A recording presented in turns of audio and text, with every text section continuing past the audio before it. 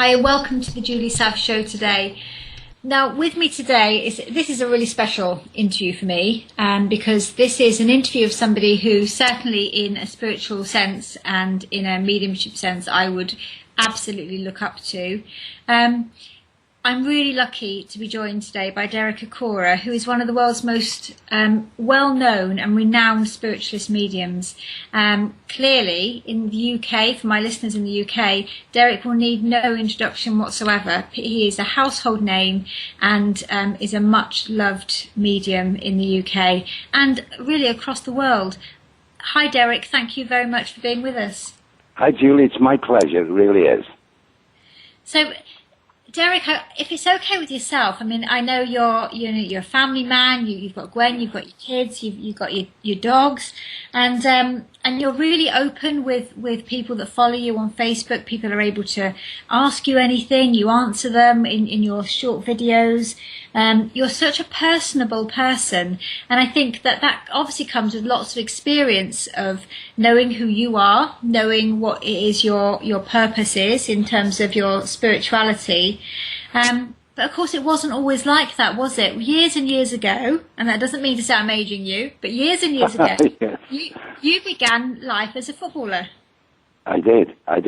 And you see, what actually happened was, from a young boy, it seemed that I had a certain talent within sport. I played all sports. My love was football, still is to this day in sports.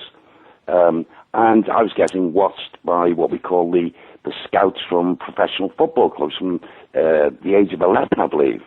Come the age of 13, I was so shocked and surprised that one of the major football clubs, or one of them that was going to become one of the major football clubs in the world for years later, were interested in signing me as a schoolboy at the age of 13, that being Liverpool Football Club. And the great Bill Shankly was the manager. And the year I signed for them, 65 going to 66, that was the start. They came out of the second division of the Football League. And after 1.5 seasons, they were really, really playing and getting results. And it was just fantastic to be with such a great football club as a young boy. And Bill Shankly was just a fantastic man. He was like a father to us as young players. And of course, come the age of 15, they asked me to sign as an apprentice professional for them, which went against mum and dad's ideas. They wanted me to continue my education, but me being quite a strong-willed young man, and my love for football, I just wanted to be, my dream was to play for Liverpool Football Club one day. So I convinced mum and dad, because dad had to cancer sign for me, to say I could sign for them. And I was on the books at Liverpool Football Club, and I went through all the different junior sides, and I was playing quite regularly for the reserves, but could try the best I could.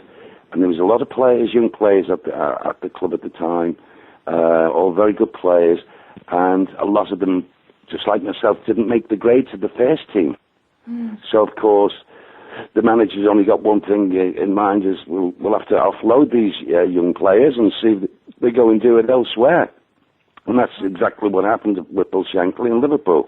Broke my heart at the time, like it did a number of other players, but I did successfully go on and play in the lower leagues for a number of years. Ended up finishing my football, actually, in Australia, of all places. What happened there was it was very successful. I started doing a coaching badge.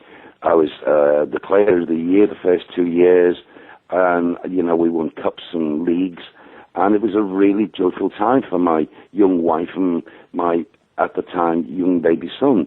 It was a great lifestyle. We enjoyed it, but I got a cruciate ligament injury. Wow. And that again broke my heart. I had an operation, and I was out of the game for 6.5 months. He's trying to bring me back. Played 2 games into the league, and wallop it went again, but this time for good. And the club specialist said, "Well, you've got to think of something else. Football is not now an option to you." And devastating. That's every boy's dream, isn't it? Oh, I mean, even my wife and me, I don't mind admitting it.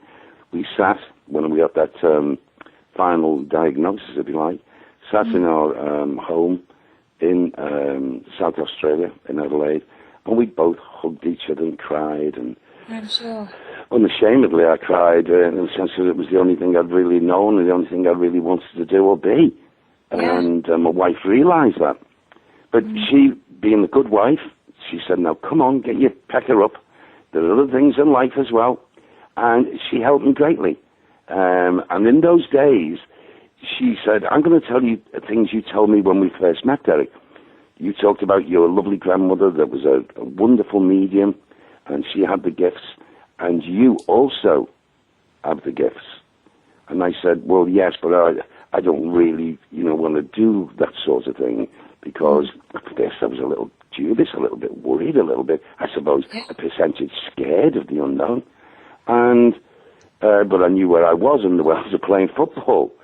So it was a giant, huge step, a leap, if you like, that made me, we came back to England after a month or so and said, well, okay, we're going to have to settle back here, and I'm going to have to sort something out. What I've got to do as a breadwinner and, looking after my family. And it was funny because this is where my journey began.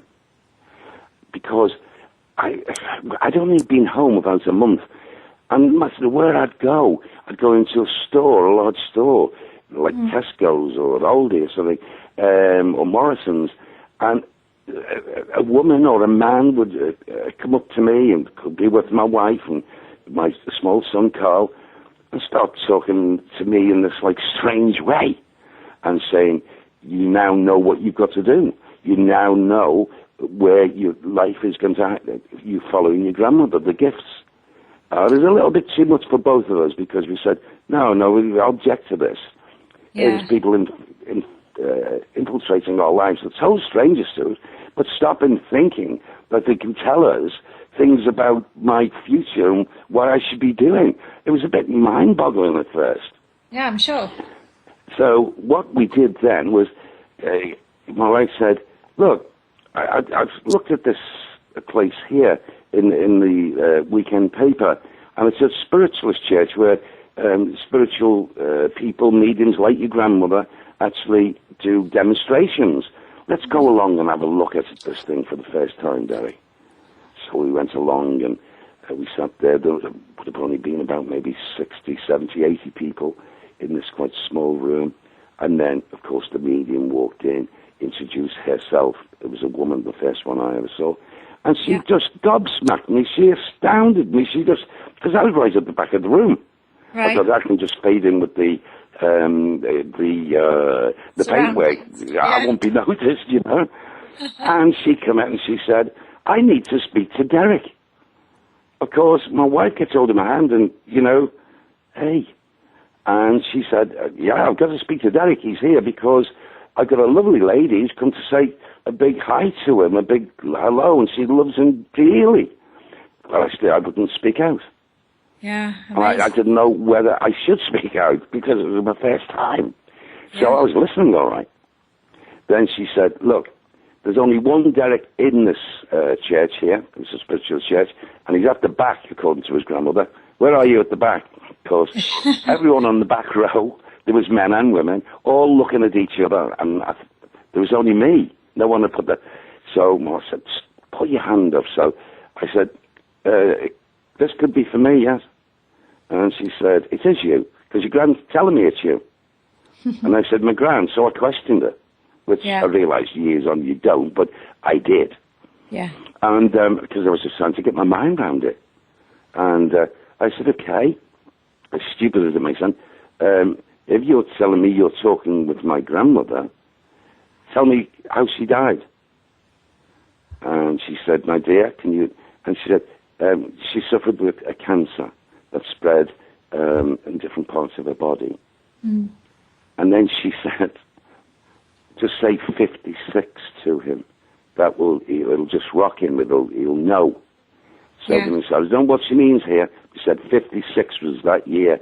And I said, oh my God. I put my hands, or my head in my hands, and I said to my wife, that was the year of her death, when she was 56. Yeah. She was a relatively young woman.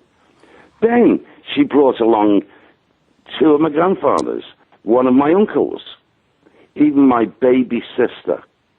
You were certainly getting a message to Wasn't get I? out there. They were really giving it to me strongly, weren't they?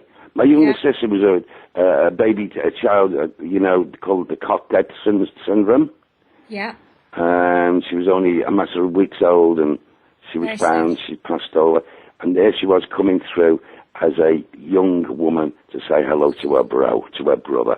Well, that alone that afternoon, I stayed behind and spoke to this lovely woman medium who was actually from Scotland.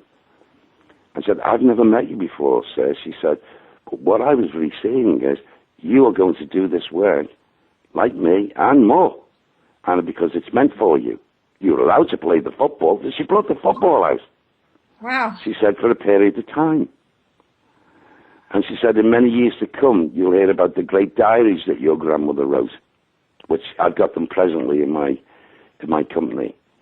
And my grandmother, who was a medium, a very lovely medium, very lovely lady, she wrote these 3 diaries and recording from the age of 9 right up throughout my life, and still things are still happening that are written in the diaries to finish them off. The diaries finish off in 14 years' time. That's mind-boggling. It is. It's just like bonkers. Yeah. But I've got them here. All my family have scrutinised them, read them, and said, "Oh my God, look at this that happened with Derek at Liverpool Football Club." Because in those years, when I signed for Liverpool Football Club, television wasn't quite there. There's no such thing. Everyone had radios. But in the diary, Gran has drawn a rough drawing of a box. And she's put TELE, and then underneath it she's got GRAND and a gap. I went onto television at Granada TV in that year to do my work.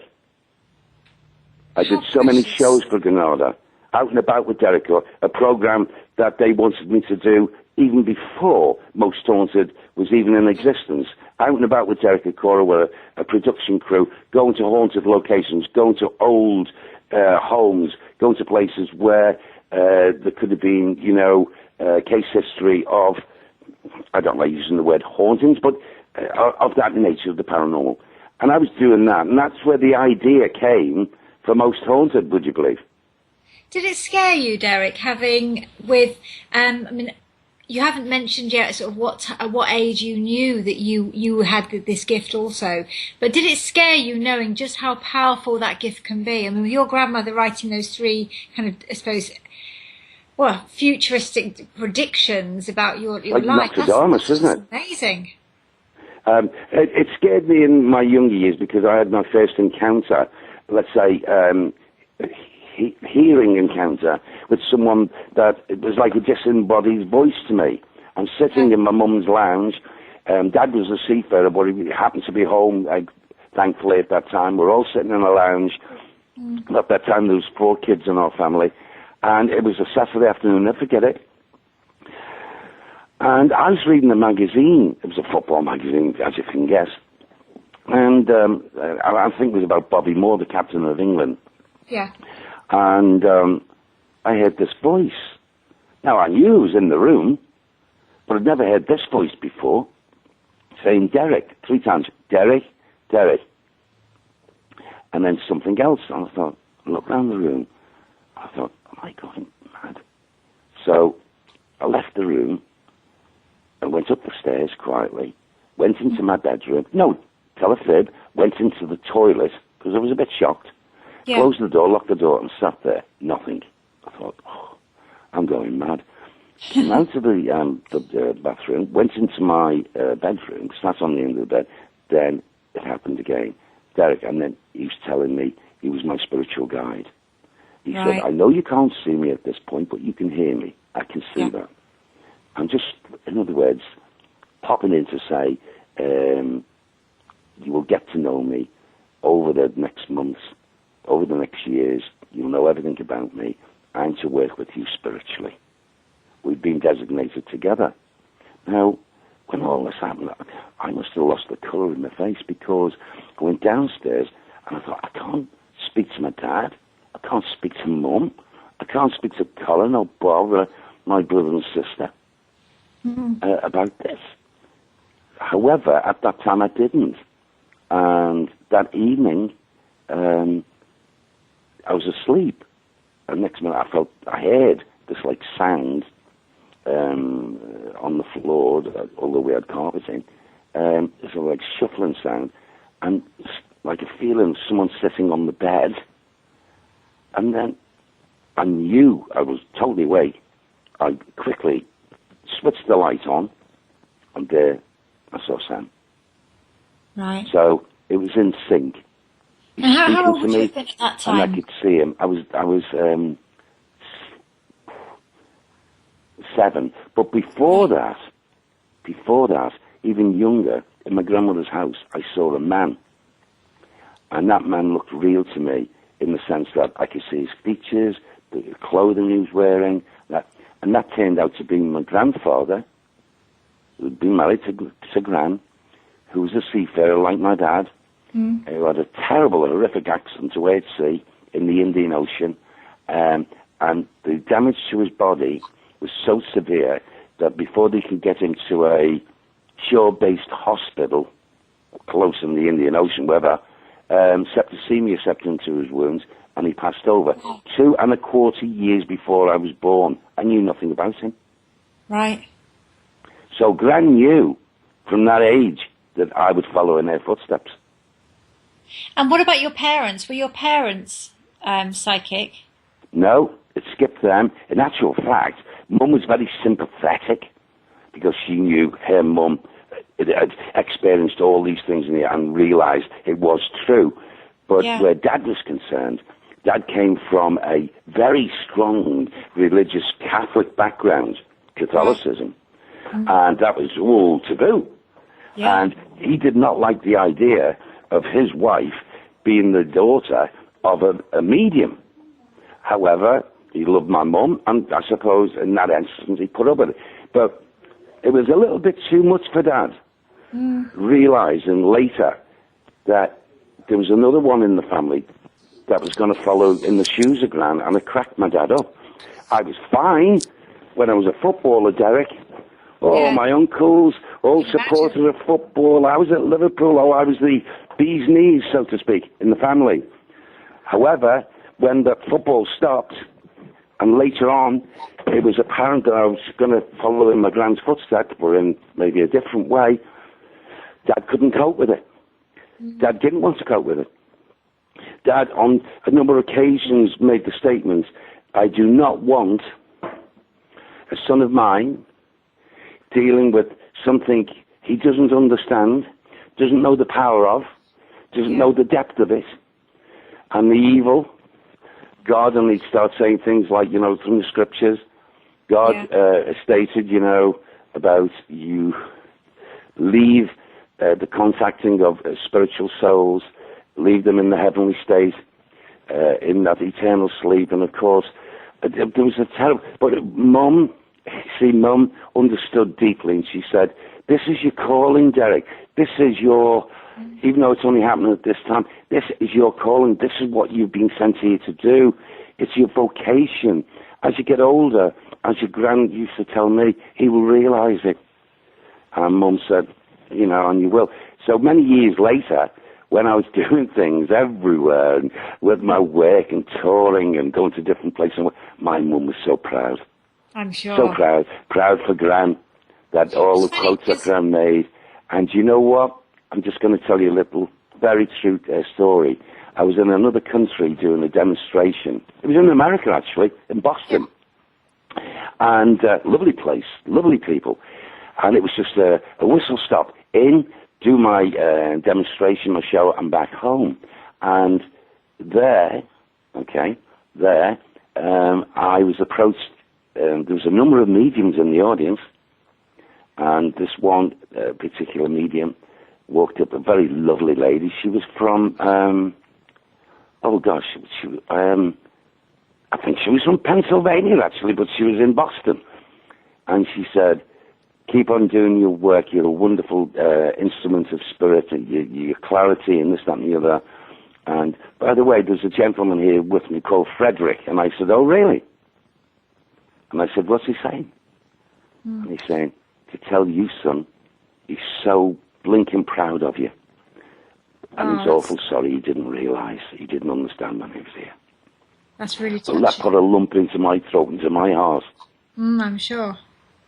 And, I told all the family, and they said, well, he's reached you from across the veil to tell you that. Yeah. And I had exactly the same conversation with somebody probably about 2 hours ago, where I said, yes, actually, when spirit pass over, they may have the same kind of characteristics, but they don't want to see you in pain, and they do want unfinished things to be said, and they do want to make sure you're okay. And so you kind of listen out for that. That's really important. And we do have that once we pass over, that kind of resolve, and we start to see things for what they are, because we feel things in a different way. Absolutely. And when you were talking just now about that when you're having those experiences, and how supportive people need to be around you, and how it's so important, especially you were talking about the age of 7. I think one of my closest friends was having her young lad was in his very early teens. He was experiencing activity. He was saying he could see people. And the first thing she did, she believed every word he said. And she Googled, she found me on the internet, and she said, these are the experiences he's having. And we unpicked it all. And he was absolutely having those real experiences. Whereas maybe if she'd taken a different route, he might have been, unfortunately classified as maybe having a mental health problem, etc. But he absolutely has those. It's very difficult when you're working, you're understanding the experiences of young people. But certainly that absolute support. I mean, if any of my children said that they were seeing or hearing, I would absolutely go with that. Yeah, absolutely, yes. I've been very fortunate, but I've thought about it. If I'm meant to do this way, looking back after all these years, surely it would be the wisdom of spirit to make sure that the people that were around me could be there for me, buffeting all the negative stuff that has always hit me in certain where to go. And the spirits have not let me down. I have my mother, apart from Gran before she passed, and my lovely wife, and also my family, my children and grandchildren. My nephews and nieces, they're all, I'm a very fortunate man. Yeah. And I think when I had early experiences with seeing a cat, I would always see this cat. But if I looked at it, it would disappear. So I'd see it in my peripheral vision. And it wasn't until much later then, I'd had my children, and a bit later on, I was chatting to somebody who was actually developing my marathon running plan. And they... I just had this urge to talk to him about a picture I could see, and then I spent 3 hours giving what you could only say was so much absolutely astounding accuracy of information. And, I was shocked by it. I was taken aback, because I didn't know where that had come from. And I mean, the thing is, I went through that stage like every instrument or medium who's developing, because as you understand, naturally, you realise that no matter what age, what experience you're at, the years you put in, you're always developing. Yeah, absolutely. So right to the very last time that before you say au revoir to this planet, and then go on that journey to see where your rewards are and stuff like that, and settle and rest and stuff like that. So you know this, but as the folk that don't know it, what can I say? I know I'm pushing it forward a bit, but what became apparent to me was roughly about 18 years ago that the reality to me of spirit, to the evidence, the validation, the truth, all that put together was sufficient for me to say, I will stand by this no matter how rough, how hard it gets, where the skeptical mind is, cynicism, downright ignorance. I'll allow my shoulders to be broad enough to accept what they've got to say. But one thing that's always stuck in my core is this: no matter what gets said, no matter what gets accused, no matter what is put out there to the public media, nothing will stop Derek Acorah as an instrument of spirit working, because that's what I'm here for. Absolutely, and thrilled to hear it, because I mean I will come on to that in a bit, Derek, because you've had your fair share of people giving you some criticism, which if you're in the public eye, no matter what field you're in, you will get that, but it can be particularly painful.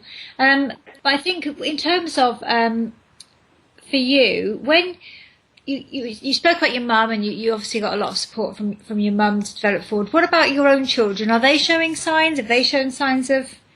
Well, I've got a son, I've got a daughter, and I've got 2 granddaughters. And it's only initially linked with Carl, my son, the firstborn. Right. And he said a long time ago, I mean, he's not a youngster. Carl now he's a 40-year-old man. Yeah. He's realised when he was seeing and things and saying, Dad, I don't like this, Dad, I don't. And I said, okay. So I tried to calm him like my gran did with me. I tried to show him, what the goodness of things and so and so. And he stuck. Where I wanted to be a footballer, this is the ironical thing, would I have then entered mediumship unless that happened to me as an injury? Would I change Wales? I doubt so. Yeah. However, where Carl is concerned, he wanted to be a certain thing, and he had it in his mind for some reason. He loved graphic things. He loved anything to do with graphics. He loved it.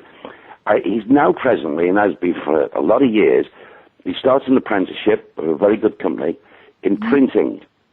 Yeah. Then he went to colour printing, and then he's really advanced and what have you. And he's got a very nice standard of life.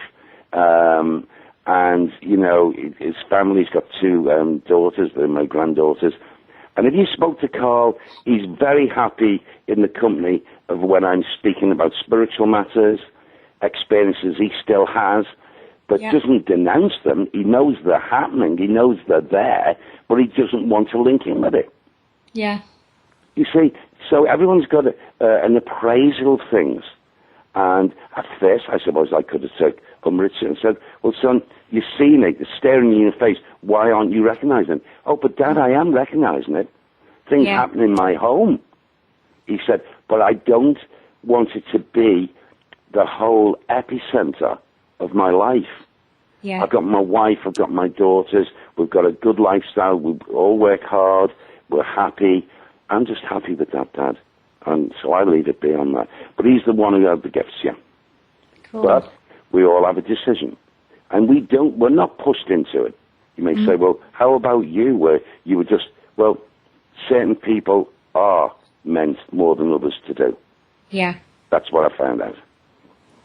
I think it's a hard thing to describe, but it's certainly for myself, it was very much a question of, once that experience had happened, I just knew what it was. Yeah. And my mum had always been very interested in spirituality and mediumship. Yeah. And I remember when I was 12, she had tickets to go and see Doris Stokes in London. The great Doris Stokes. And the great Doris Stokes, yes. Yeah, and actually when it happened, when she actually had these tickets, she couldn't go. She just couldn't bring herself to go. And I went at the age of 12.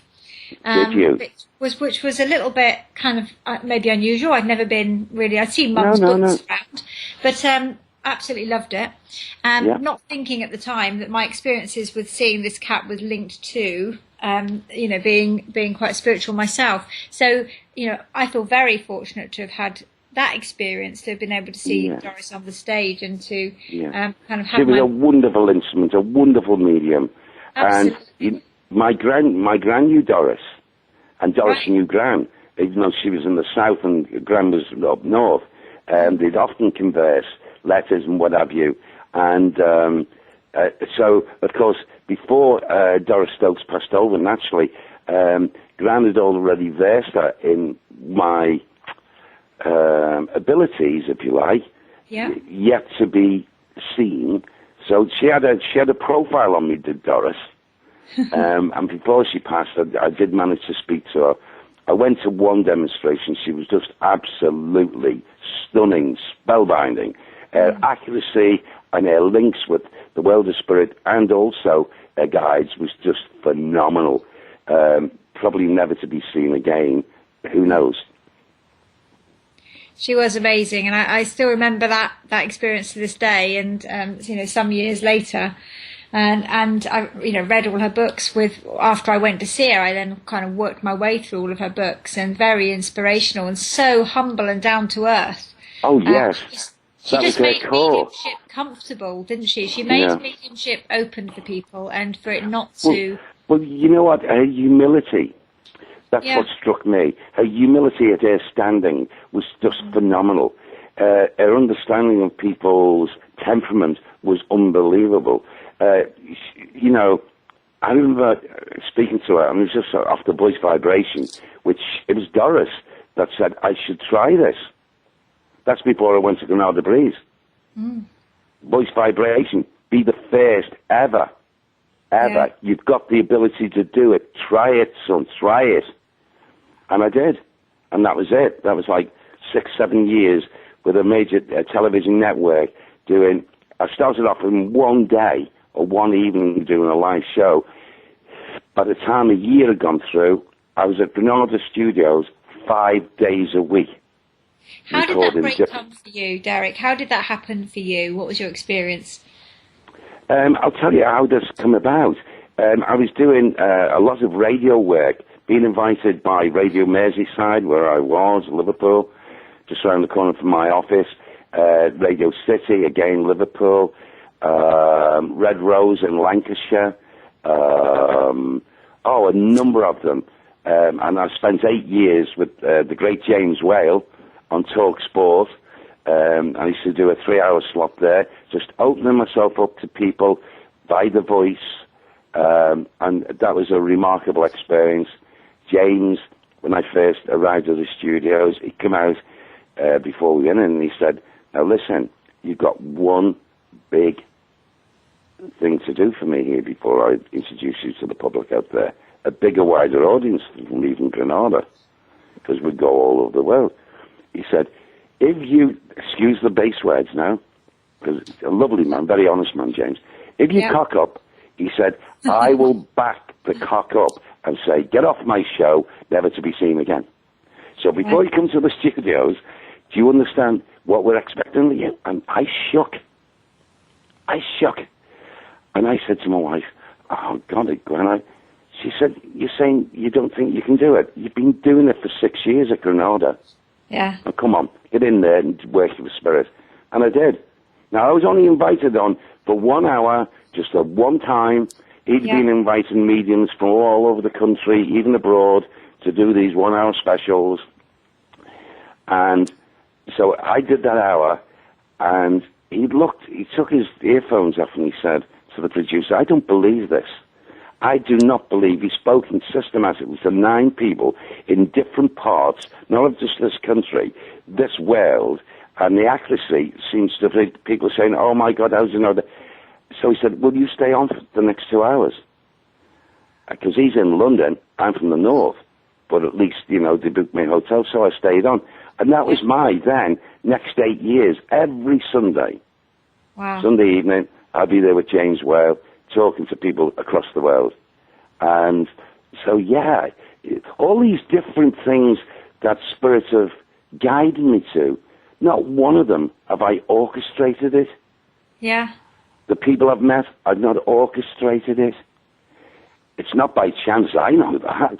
God, the last 47 years. My belief, my inner core belief, goes beyond a belief, goes beyond a faith, goes to a word called my commitment that I promised before I incarnated into this life with spirit has become apparent to me. I was meant to do this, like a lot of other mediums. So how does your mediumship work for you? Because obviously we all get information in different ways, and many people. Mine started off with clairaudience, where I could hear. Yeah. And I demonstrated with the clairaudience for a couple of years, and then I found just in a natural way, I come into company of other mediums, more, if you like, experienced, had been around a lot longer, and they said, your capabilities in clairvoyance are going to develop, so get ready for it. Right. So, of course, that came. So, whereas at one time I was only hearing spirit, then I could see spirit, and then clairsentience was always there with me. I could always sense when I walked into a room whether there was spirit energy there, whether it be negative or positive. But then what happened, which I wasn't really happy about, but I got told by Sam later on, it was meant to be, that when I used to do my live demonstrations, obviously the contact and the link and the connection with the loved one for a person in the audience, something else, a little added extra, would be thrown in there, using my psychic abilities. Yeah. And the psychic abilities are poles apart to, a direct link with the world of spirit. And that miffed me a bit. I thought, well, what are they going to say to me then? Well, they're going to say their observances to prove to their loved ones that they do visit them whilst they're in their own homes and listen to conversations when they're visiting, and if some kind of guidance from a mum, a mother, or a father, which they would give if their children were in problems when they were here, it still is a fact that they're concerned, and they would give them guidance. Now, at first, I wasn't sure about that, but I thought, I think this is a wonderful thing. Absolute wonderful thing. Because if that's mum and it's dad, and I'm being used as a conduit, as an instrument of spirit, and I'm telling them something responsibly, and if I can tell them something that their mum or their dad say, this is the way you should go with this, because we've got stronger foresight than you back there in the physical world. If you take notes to it, you'll see it work. Now, oh my gosh, did I see it work? People making contact with me a week later, 2 weeks later, saying, oh my God, you told Mum said to go to the solicitor because of the situation, what have you. I went, and it's all worked out well. And you're getting these letters of correspondence, sackloads. I've had sackloads.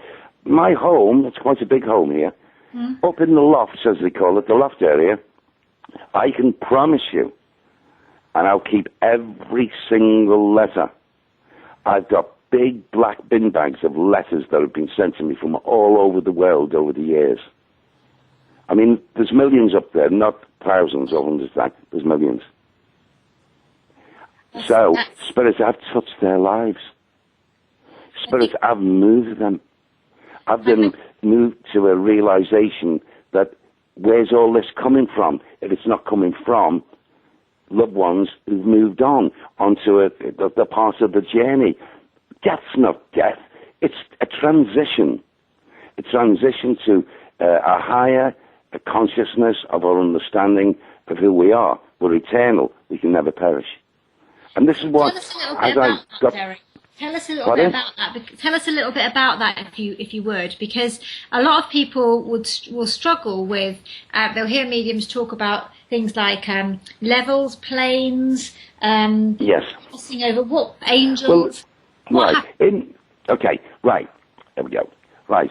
In the world of spirit, comprised of the world of spirit, there are so many levels, dimensions, and each dimension is worthy of the soul coming over who's progressed.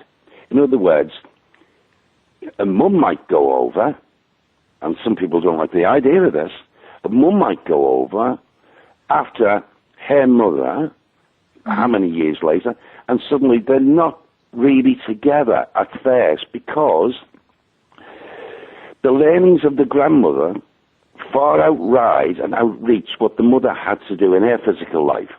Yeah. So she had more hardships, so she's going to reap the rewards of going to a higher plane of life rather than the daughter. But the eventuality is they do join up, okay? Yeah. And if we can put that into perspective, in the sense that the only way we can achieve this is what, in certain religions, the belief system is there, that's for certain, of reincarnation and, having so many lives, going back over to the world of spirit for a period of time, resting, enjoying, that's the fruits of your hard labor, and then coming back again. If you ask the question, does Derek believe in reincarnation? Oh, absolutely. I've had it proven in many, many ways in my physical life about this, reincarnation, meeting people, and so on and so forth. In actual fact, my next book comprises of an awful lot of these facts that I've experienced, not just in one country, all over the world, meeting people in reincarnation, people and giving the evidence of what they were. I've got the whole proof of it, all documented.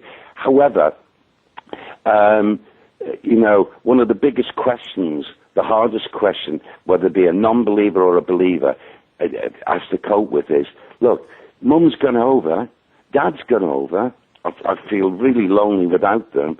I'd have a reassurance if you could tell me that I will meet them eventually, and I always give that reassurance. Say, yes, as sure as night follows day, that will happen. That's the system. Yeah. And there are so many questions that from so many people about something maybe they don't understand, they want to understand, they're ignorant about, or they're just not plainly being explained to.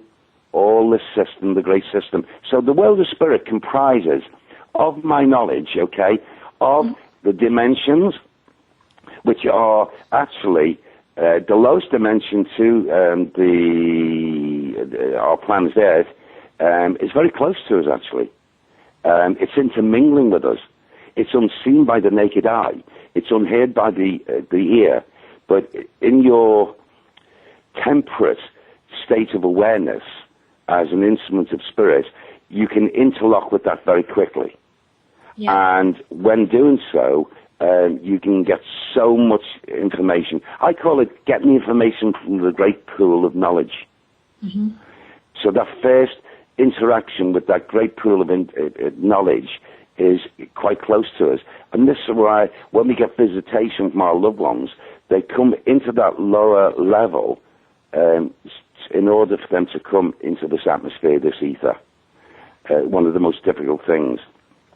Something that can never change, that I was told so many years ago, maybe over 50 years ago, and this is unreservedly this, is that most spirit people, when they, through their love and want, even if it's the first time they've tried this since passing over, bless them, they're told that they can do this, they have a go at it, they come into the atmosphere, and it's like them hitting, through our senses, a winter time in any country, you'll always get to a point where there's going to be a deep fog, ice, cold temperatures. We call it in England, maybe they call it the same in other countries, the pea super of fogs, where it's that bad, if you walk in it and you're breathing, you cough, and stuff like that. Now, it's like that coming into this atmosphere to our loved ones. And they have to adjust their acceptance of this atmosphere in order for them to get through. And it does relent and it does relax, and then they can see you, they can hear you in your atmosphere. If I was to take you to their homeland, if I had the power to do this, not you yourself because you're learned, but if I could do that with a person who's not, what you'd experience is the opposite to what your loved ones are experiencing when they're trying to come into this atmosphere. And what it is the brightness would be that stunningly sharp, it would blind your eyes. Wow. That's the heavenly state of dimension. Mm. So, both ways. And this is the reason why we're not taken over. Because they can cope with the cold temperature, the peace soup and what have you, because what are they? The instruments of love, soul, non-perishable. But the fear, and this the knowledge that's come through, the fear is, if they were to try, and they're capable of doing it, especially in our sleep, when our conscious mind is at rest and our subconscious mind comes into play, scientifically. They have thought about this in the past. Yes, we can bring that. However, what would happen to the physical state of awareness when we brought them back from the sleep to awake? And the answer was probably fatal heart attack, or something would happen that would damage our physical health, because the spirit is still within the physical. Our loved ones are not.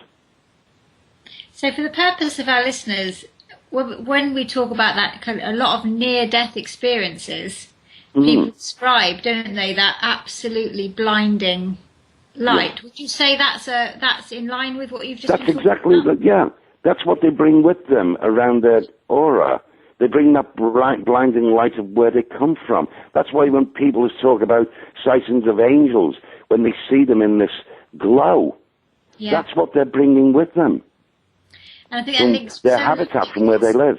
It wasn't long ago I interviewed somebody who talked a lot about near-death experiences. So what you've just described in a really, kind of simplistic but really down-to-earth way, Derek, has kind of made that link for a lot of listeners. So that's been really useful. Well, you see, I've always born into this life. I'm meant to be a down-to-earth sort of man, which I will. I can never change. I wouldn't want to change anyway, but it's a case of, in my explanation of an experience or what my knowledge, what I've been shown or given, I will explain it in the most simplest of ways anyway. And I think as a developing medium, sometimes you can't fully understand something, and then another medium will describe it, and you'll go, that's it. It's exactly that. Well, look, exactly what it feels like. you've said it yourself. So, look, as a developing medium, you haven't got to that point. I'm not just using you or saying it could be anyone in that level of development, but someone comes along who's a little bit further progressed and then opens your eyes up into your understanding of something you've not quite known, but you've got to get to know because you're progressing and developing. And that's what it's all about. Every day in every way, development is happening. It doesn't matter what stage you get or what what's the word, your world appraisal is. You're the best of this, or you're the... Sorry, that doesn't go with me. What goes with me is I'm a very happy man to work for Spirit, because spirits have proved to me time and time again that the reality is so. And I want to be part of that reality. I want to intermingle with it. I want to tell people, get it off my chest, the truth of what I've experienced, and for them to experience as well. And, this is why. That, Derek. One of my pictures just completely fell over on my windowsill. Really? So I don't know if any of the listeners will have heard it, but I've just got a picture that's quite solidly propped up on my windowsill that's just fallen over. And it's very... That falling over is incredibly poignant, which I will tell you off air. Yes. I can't let you go, Derek, without clearly talking about the one program that probably has, for a lot of listeners, really opened up people's thoughts in terms of paranormal investigation, that being Most Haunted. Yeah.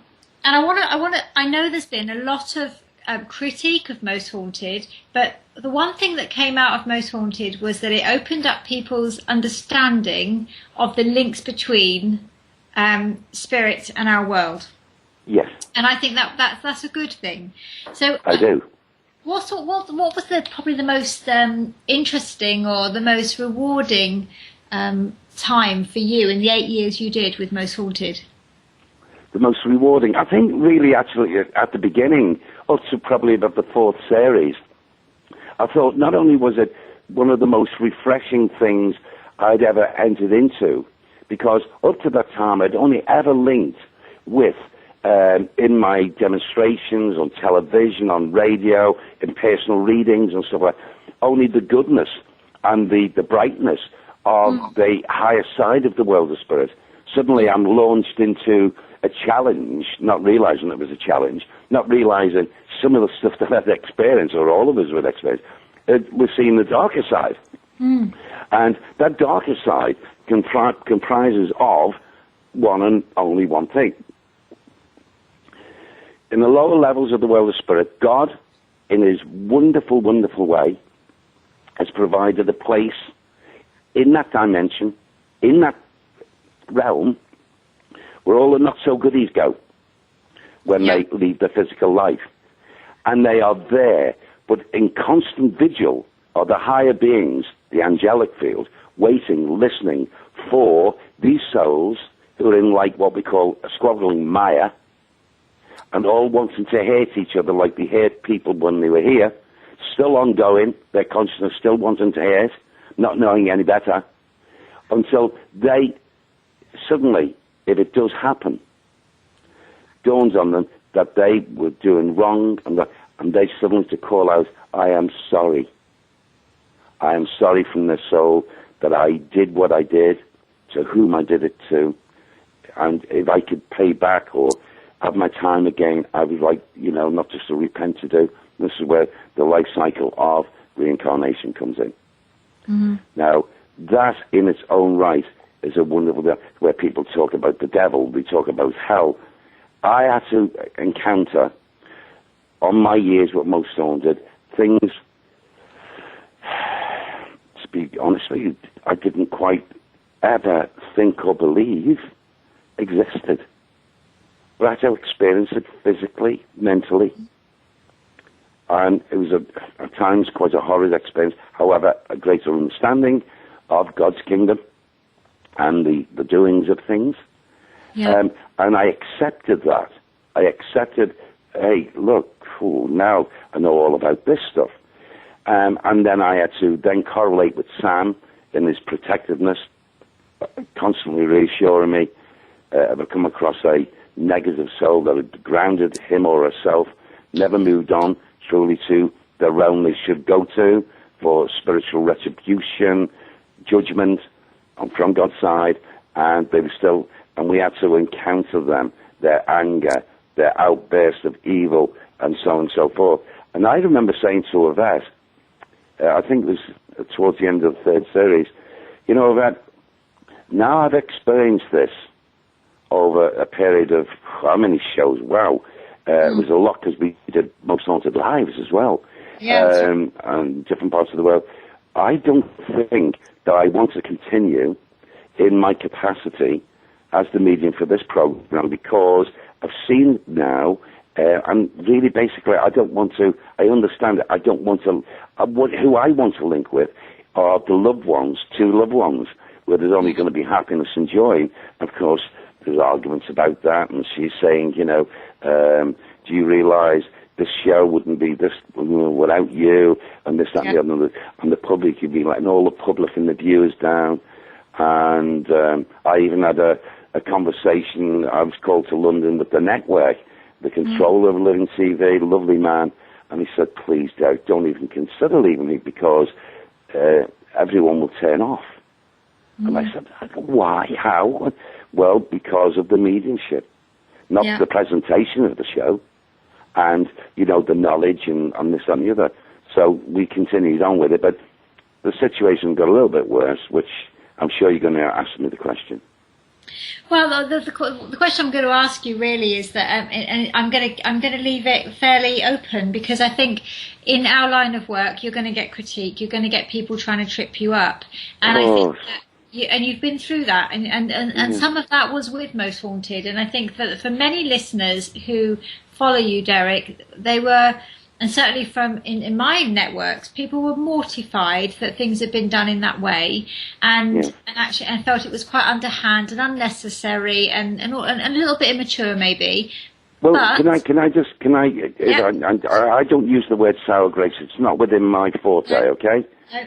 But the simple truth to all of this, roundup, is I did a 3-hour interview a number of years ago with an American radio station, and things that were happening then, I thought, I was threatened by the program, not by the network, by the program people, the producers, who were Carl Beeson and Yvette Fielding, that I was on a confidentiality clause. And if I said anything negative about Most Haunted, they would sue me, they would take any property, monies, they would just drain me of everything. and I would still be like, criticised, a vet coming out and saying that I was phony, I was this, that, and the other, and what have you. The simple answer to all this is, and I've said it for 3 hours, apart from English radio, is that when Yvette Fielding and Carl Beattie found out, whilst I was still conducting my mediumship on Most Haunted, that Living TV, not them, Living TV, quietly got me to London and asked me would I like to do a new program for Living TV. They would develop the program because the viewers loved me. Yeah. And I and my agent sat with them for hours in London. This is exactly what happened. He said, we know that you're on confidentiality contract, but you can speak to us. Let's do this secretly.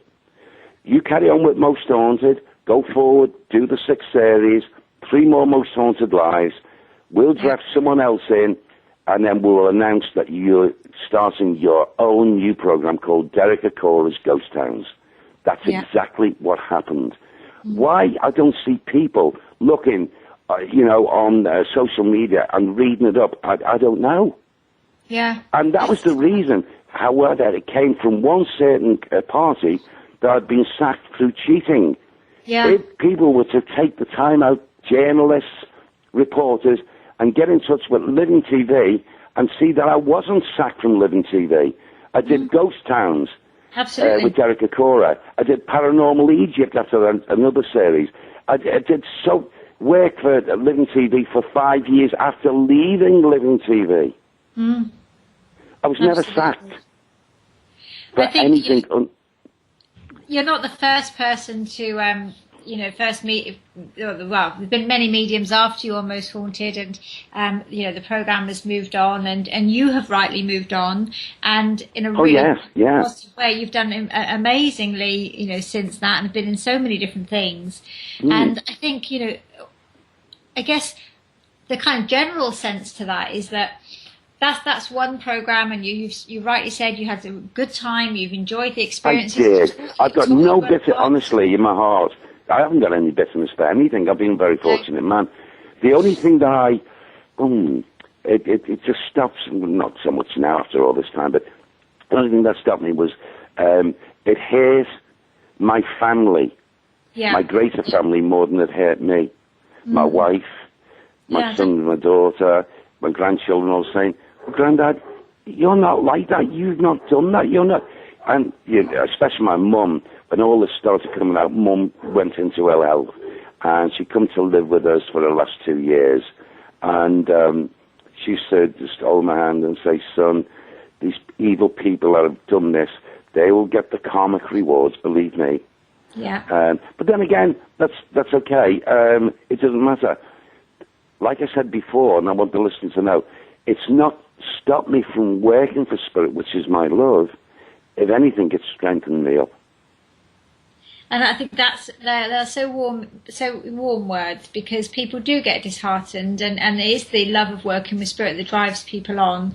And like you said, it's those around you that kind of feel the pinch. If you love something, no matter what you're doing in your life, and you dearly love it, and you get up in the morning and you have that breath of fresh air in your lungs, and you feel as if you're really going to rip the day out and make it good, no matter what you're in, do it. Don't let anyone, I would say to every person ever listening, ever stop you from being you, your individual spirit self within. That's what God's made you. And truly, Carl, the words, they're just so truthful, so meaningful, aren't they? Just be who you are. Do what you do. Don't worry about other people. Because when you're on your mission, when you're steered your way, you'll know what you have to do. Absolutely so. Absolutely. So, what's next for Derek? I know that you're very busy in terms of you're the patron of Pathfinder Guide. Oh, yes. Very proud of that, yes. You've also done, huge things for the Anthony Nolan Trust. So, yes. So I need to kind of bring that to the fore, because you've been incredibly generous with supporting those charities. So what do they mean to you, Derek? So that and what are they, so that the listener can go and have a look and support them? Well, the Anti-Nolan, many years ago, a lovely chap got in touch with me and said, I can see the way you are talking about life spiritually. My mother was a spiritualist, not a medium, but a spiritualist. And I've always had feelings to help people, especially children, and especially children where maybe the health authorities in our own country, from Scotland right the way down to the south, haven't got the capabilities to save children, and children are dying at this ratio because of this certain thing, the bone marrow. And I've always hated cancer, like everyone hates cancer, no matter what sort of cancer, and especially if people can't get the treatment for it, or because the National Health can't afford the drug, or secondly, there's not a treatment because they're too, advanced in the illness. But it really struck my heart over children, and they sent me photographs of young boys, young girls that were full of health one moment, and I said, yes, I'd like to meet them. So we went up to Scotland, met the people, seen that they were very sincere, and I said, of course I'll put my image alongside you, and of course I'll do shows for you. And I did over a period of, I think, 8 or 9 years, shows where, I'm not bragging, but every penny from the box office went donated to it. And I'm a very proud, happy man that I know to this date, because of the monies that was earned over that period of time, so many children were sent out to America, and that's the great country, sent out to America, and they underwent surgery that saved their lives, and every single one of those children are still living and living a good life. A lot of them got married, a lot of them had children. Oh, am I excited about that? Yeah, that's what I love about Spirit. Amazing. They guide me into something, and then, of course, the guide dogs. The dogs for the blind, friends. I've always loved animals. We have our own dogs, our own cats. We have a menagerie here. We have chickens. We have ducks. We have everything. This is the way we are. So, unashamedly, I'd say it. This is what makes me and my wife and family happy. We're in an environment that to us, it's like being in the world of spirit, really, because we're happy. I'll tell you a little story about a guide dog, Derek. Well, the guide dogs, come on, they are the eyes to the blind. They're amazing. And for so long, so long, the guide dogs across the world, and they've done a tremendous, wonderful job, is they've used Labradors for whatever reason. They feel that Labrador dogs are the most ideal dog. Maybe they are. However, I met a lovely blind lady. Her name's Anne Royal. And I was introduced to her by my wife.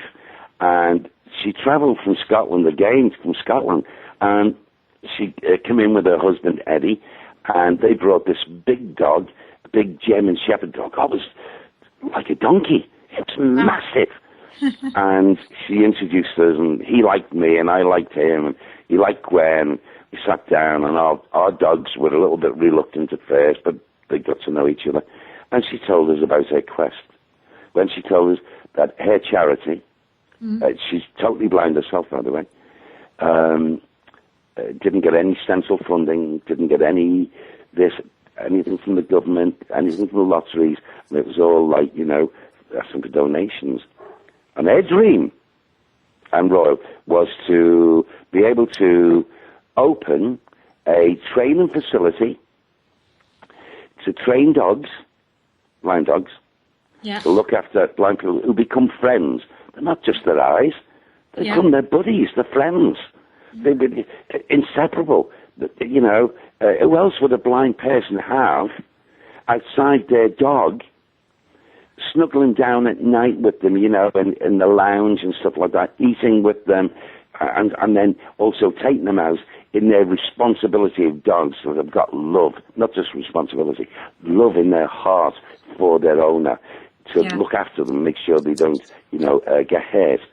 And then of course, you have the situation where Anne, just like myself in mediumship, has been rocked and knocked back by this governmental person, that person. And it's so sad. It's because it all falls back to a guide dog organization that first set off quite a lot of years ago, very successful, has become a little bit, what do you call it, agitated, that there's someone, an upstart like Anne Royal, Yeah. who I must point out again is totally blind, wanting to do this.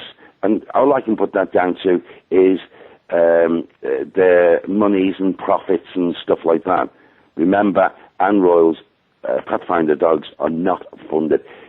In my shows over the years, I've had buckets to ask people, I do on every show, please could you, even if it's only a penny, it doesn't matter, it all counts. And we've been, doing that. And all the shows that I've done for Pathfinders, just like the other wonderful charity, I've given my total fee to them to help them.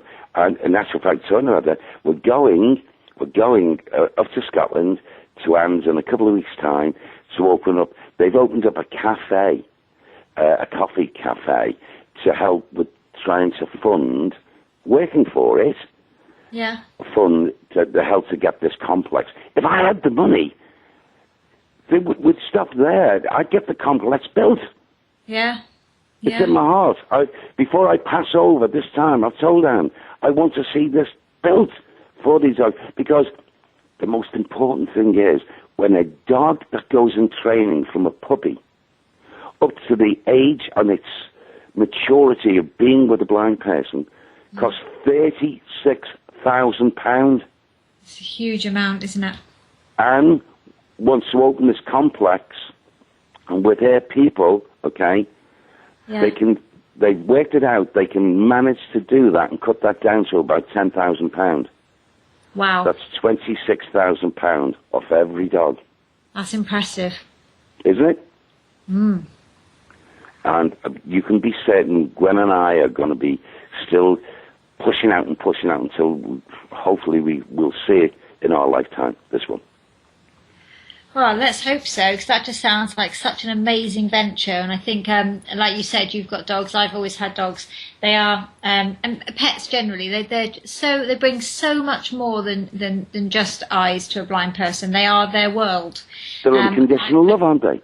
Yeah, I've grown up with them, and I remember doing my studies years ago, and there was a young lady on the course. We were on a social work course together, and she had a disabled help dog, and that dog was absolutely amazing. Just everything was done for her. She was such a help. Dogs are wonderful. I mean, we've got two here now that are only coming out of pup here now. We got Merlin, that's a nice name, isn't it? And Millie.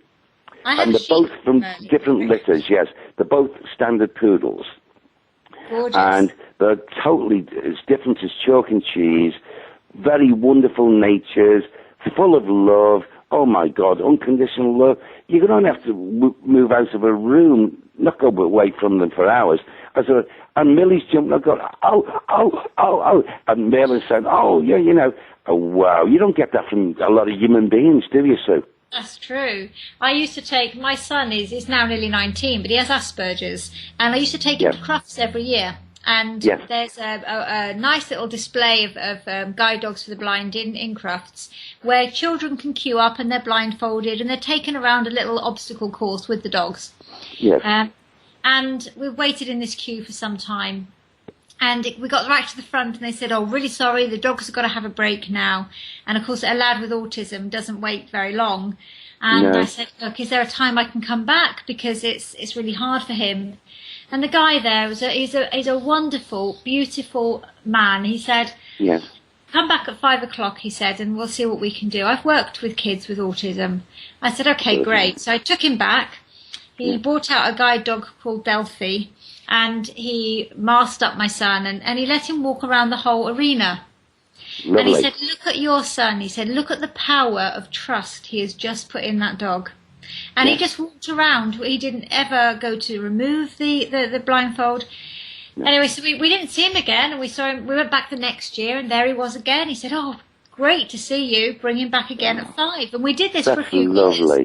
That's lovely. Then we didn't go for a couple of years, and it was a bit sad. And I went another year, and I went past the guide dog stall, and he wasn't there, and there was a little bit of sadness. And then I thought, that's a chapter that's moved on. That's okay. It's okay to feel sad about that. That was something that was very special, and it's been, but that's all it is. And as I went round the corner, I bumped straight into Andy and Delphi the dog. And we had another picture of him again with this dog. He's almost grown up with it, but only once a year. And the trust they put in each other is amazing. Just beautiful relationship. I'd love to hear these stories. They're lovely. Yeah, very, very warming stories, aren't they? Mm. Well, you are a very busy man, Derek, and I've already probably taken up too much of your time, and I'm very thankful for that.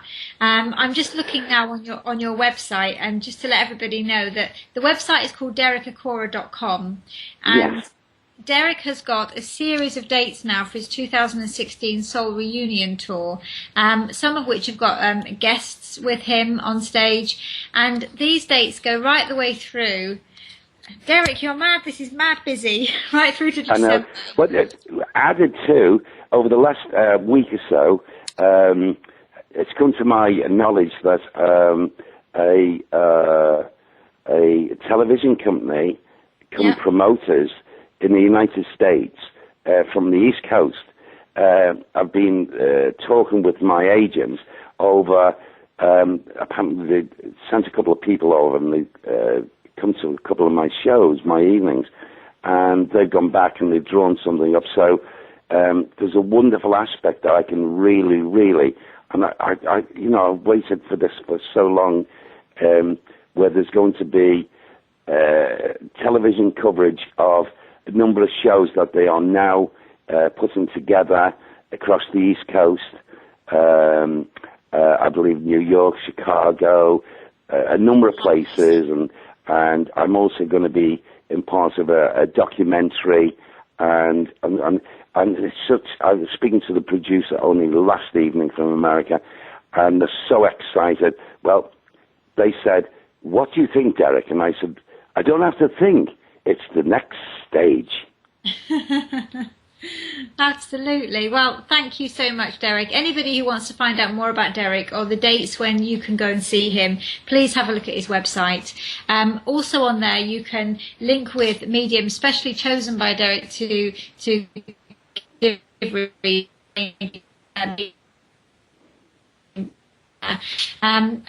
reading Derek's blog.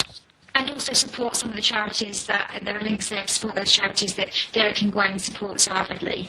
So thank you so much, Derek, for your time. It's been amazing, very humbling. I think I speak on behalf of all of our listeners that you are held in utmost respect in the mediumship world. And thank you very, very much for coming and sharing such down to earth and honest accounts of your life, how you've become who you are, and what else you've got coming forward, really, and able to offer everybody. So thank you so much. Well, it's my pleasure, Sue. Thank you, both of you, naturally, Alan, and anyone else that's been listening. And thank you for listening to me. I often think that when I speak for too long, I become boring. But that's nice, a reassurance from me. It's like listening to my wife. I could listen to you for hours, Derek, because it doesn't matter who I speak to, you always learn something from them. I always take something away, and I was so looking forward to interviewing you tonight. So thank you ever so much. It's been great. It's my pleasure. Thank you so much from my heart. Okay. Thank you.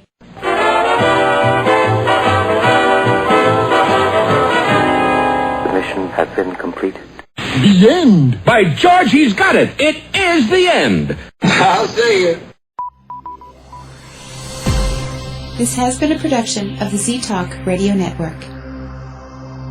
If you're lying to me, I'll be back.